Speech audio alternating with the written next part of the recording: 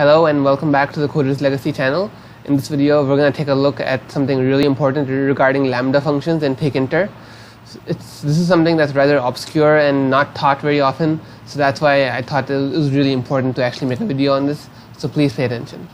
The first thing I'm going to do is just create a few basic widgets, okay? I'm making this frame 1, okay? And I'll just create this over here and pack it in. After this, I'm just going to create a few basic widgets.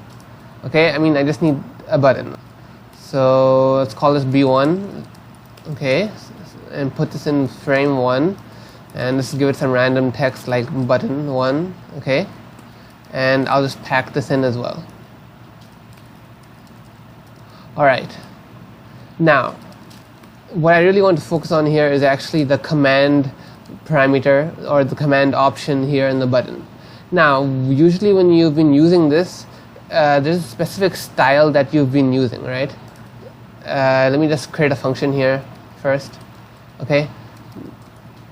And I want to put a simple message over here like this button has been pressed, okay? Now, when you assign a function to this command option, so how do you do it? Like, let's say that you want to assign this display function. You want to tell this button that when I click you, I want you to run the display function. How do you do that?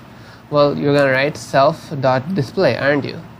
Are you going to write this, or are you going to write it like this? So that's the real question. Let's try out both of them and see what happens, okay? Now, I'm going to run this, okay, and let's see what happens. Okay, now look at that. This button has been pressed, has already been, printed on screen. Why? And let me just go ahead and press this anyway to see what happens. Nothing happened. It's not working. Okay, now let me remove these parameters and then try again. Okay, so there's no message printed out so far, so that's good. Okay, it's working. So what's the difference? Why is this happening? Well, basically, let me tell you this. Self.display, this is the function name. So when you write this, it becomes pretty clear that you're talking about this function. It becomes pretty clear that you're saying that this is the function name, okay? But when you do this, when you add these brackets, it's not the function name, it's a function call. It's a function call now. And that's why it was being executed once, because it was being treated as a function call. And that's why it wasn't working when we clicked on the button, because it was being treated because it had already executed basically, that's why. So that's the problem here.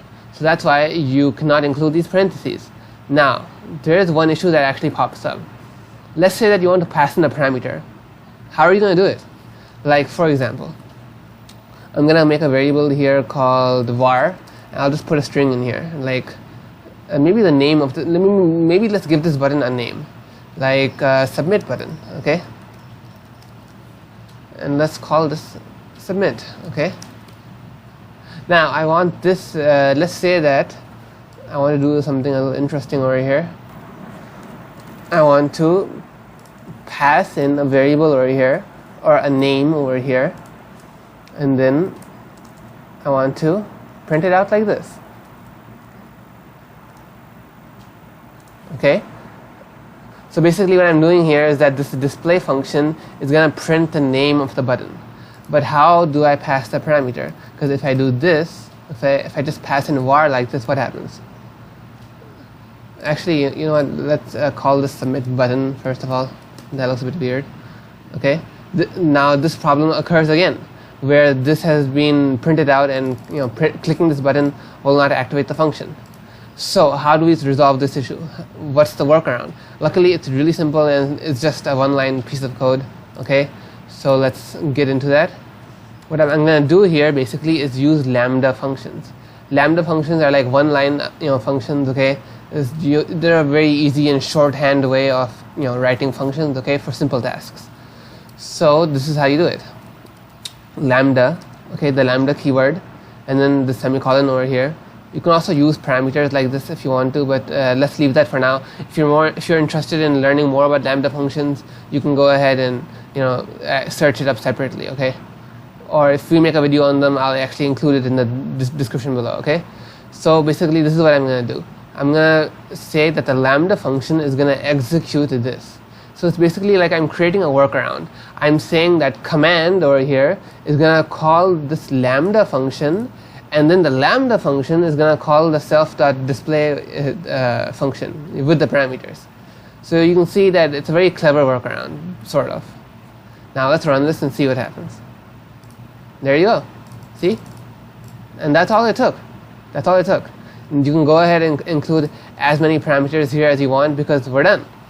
The Lambda function is, all we have to do is like write one word and add a semicolon. That's it. That's all it took. So yeah, that's about it for this video. And if there's something else you want to see, if there are any suggestions or contributions you have, make sure to leave a comment below. Subscribe so that you don't miss any future content. And hopefully I'll see you guys in a later video. Thank you.